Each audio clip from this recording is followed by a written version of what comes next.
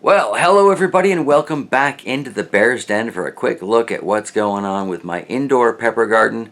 As I said in the previous video, I would give you a quick look at what the roots look like in these things as I get around to transplanting them. Today is about the first lucky 6 because I am kind of desperately looking for planters that will provide more root space and not take up too terribly much more of my limited shelf and, well lit space. So yes, without much more blah blah blah, let's get started with the plants, because that's what we're here for. So it turns out of the surviving peppers that came back in and have miraculously turned into this, thanks Miracle Grow, this one pretty much did it on its own, so that's even more exciting to me. But yes, so 10 plants came in, survived, got transplanted, all was well and groovy. However, it's only 5 varieties. So, we've got Wahuchalokia Bubblegum 7, that is, we're transplanting one of those. We've got the Naga Brains Yellow, because, you know, we've got to have the heat. We've got 2 Orange Fatali that are going to make it, because they're the nicest looking of the plants. And the one and only Scotch Brain that eventually popped up after being with a, what was it growing with? Kalanchoe. And then, yeah, the little Matchbox pepper here, which is this guy here. And I got to this point when I remembered, oh yes, I was going to show people how fabulously these things were doing. And this one is doing wonderfully.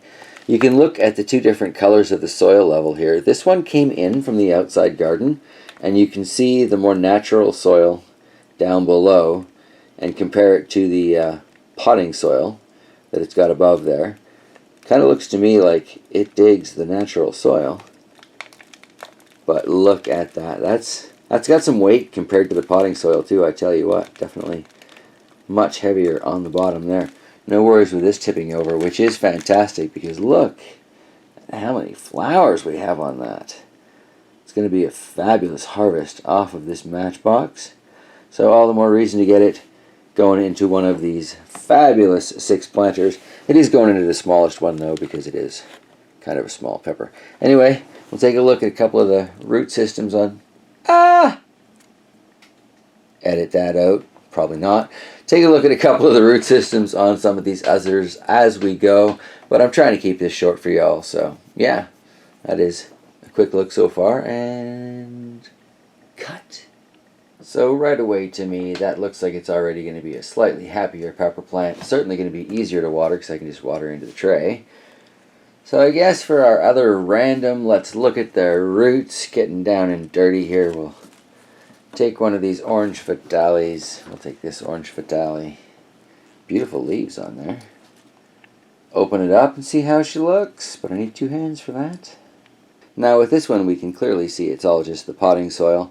It is about a quarter past time to transplant this one, so I think we're about pretty on time for the way I do things.